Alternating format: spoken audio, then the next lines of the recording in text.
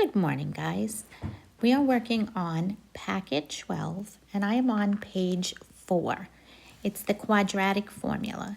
We use the quadratic formula when we have difficulty factoring. Now, this is how you can solve, but instead of by factoring, we're going to solve using the quadratic formula. So if you are having difficulty with factoring, you can always use the quadratic formula. The quadratic formula, and this says must be memorized, cross that right out. You do not have to memorize this, okay? So just scribble that out. Here in yellow is your formula. X equals negative b plus or minus the square root of b squared minus 4ac over 2a. Now, I spoke to Miss Horan this morning, and she said she did do this with you last year, so it may come back to you easily. Now, in order to do this, you must have it in standard form. Our standard form is y equals ax squared plus bx plus c. So in order, I'll give you an example. Let's pretend we had the equation y equals 2x squared minus 4x plus 7. Your a would be 2, your b would be negative 4, and your c would be 7. So you would have a is 2, b is negative 4, and c is 7. That's how you get those numbers. These numbers are very important as we're solving. If you look, I gave you all the steps printed out to solve equations. So I'm going to do a problem with you, and then I'm going to let you practice a little bit on your own. The only thing is I want you to cross off the two problems that are on the page, and I'm going to give you a new problem, which is a little easier. The problem is x squared minus 3x equals 10. This is the one we're going to work with.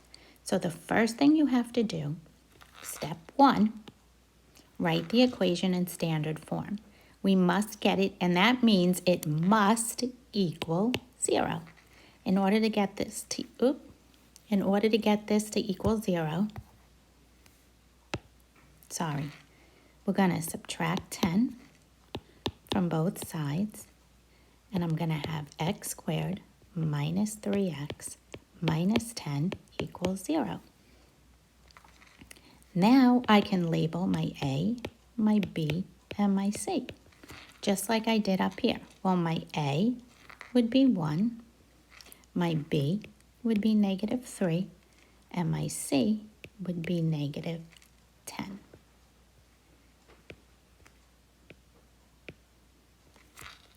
Now we will use the formula. We'll plug into the formula. So what I'm going to do is I'm going to take the formula. We're going to write x equals. I'm going to use the formula that's above. It's negative b. Negative b. Remember, when we plug in, we must always use parentheses. Plus or minus the square root. And then I have b squared. Must use parentheses or you will get it wrong. Minus 4 times a, which is 1, times c, which is negative 10. That's all over 2a. A is 1. So this looks messy, but it's not too bad. That's a negative 3. Now, when you work it out, you're going to do it in 2 steps. The first thing you're going to do is work out the beginning. Put negative, and in parentheses, negative 3. Okay? So when I put that in the calculator, I get 3. 2 negatives make a positive. Plus or minus. Keep the square root sign. What I want you to do is take whatever is under the square root. Do not use the square root. You just take whatever is under the square root and put it in your calculator. So you would go to your calculator and you'd plug in negative 3 parentheses squared minus 4 parentheses times 1 times negative 10. You might even want to pause and try this now on your own. When you plug it into the calculator, you get 49. Notice I still have the square root. and that's all over 2. Now what you do is you break it up. You might be wondering, what is the plus and what is the minus? We're going to break that up into 2 equations because when we factor and t-chart, we always get 2 answers. So my first answer is going to 3 plus the square root of 49 over 2. And this one's going to be 3 minus the square root of 49 all over 2. Now, if I left it like that, this would be called simplest radical form. Sometimes they allow you to leave the answers like that. We're going to put them in the calculator. So you're going to take this whole thing right here, put it in the calculator. And when you put it in the calculator, make sure you use your alpha Y button and put it in as a fraction. When I put that in the calculator, I get x equals 5. Then I'm going to take this whole one right here, and I'm going to put that in the calculator. Now instead of plus, right here, instead of using the plus sign, I'm now going to use the negative, or the minus, not negative, use the minus sign. And I'm going to get x equals negative 2. Those are the answers. So instead of factoring and t-charting, I use the quadratic formula. X equals 5, x equals negative 2. If you factored this, you would get the same answer. Also, if you went into your calculator and you put your equation in the calculator in y equals, you would get the roots at negative 2 and at 5. And that would also be the answer. What I want you to do is I want you to turn the page, and I want you to look at the next page. I want you to cross out number 2, and I want you to cross out number 4.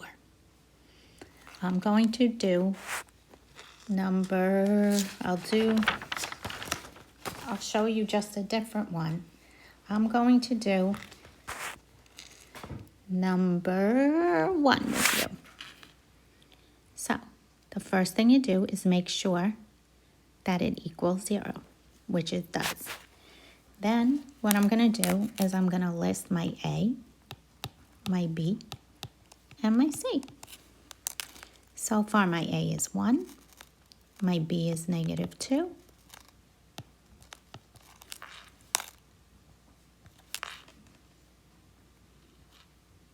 and my C happens to be 1.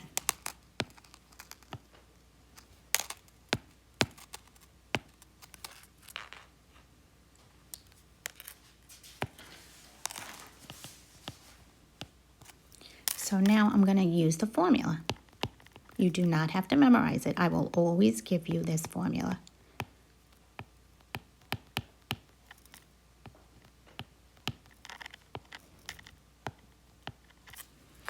Okay, so then I'm going to plug in negative B. So my B is a negative 2. So I have to plug in a negative 2. This is going to be x equals plus or minus the square root of B squared, which is negative 2 squared, minus 4 times A is 1 times C is 1. Now, as you work, you can pause the video in order to work it out yourself. This is over 2, and A happens to be 1.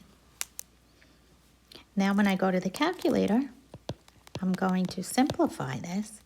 Negative 2 gives me a positive 2. Then I have plus or minus. I have the square root. I put everything under the square root in the calculator, not the square root. And I'm going to get 0. And that's all over 2. Then you can plug in and this one becomes x equals 2 plus the square root of 0 over 2, x equals 2 minus the square root of 0 over 2. When I solve them, I get x equals 1 and x equals 1. That means I have two answers. They're the same answer. So x is 1, x is 1. That means if they crossed and I made a parabola, there would only be one root, which is at 1, 0. Same answer, crosses at one time. So what I want you to do now is I want you to try number 3. And I'll help you out a little bit. 3, you know your A is 2, your B is 7, and your C is -4.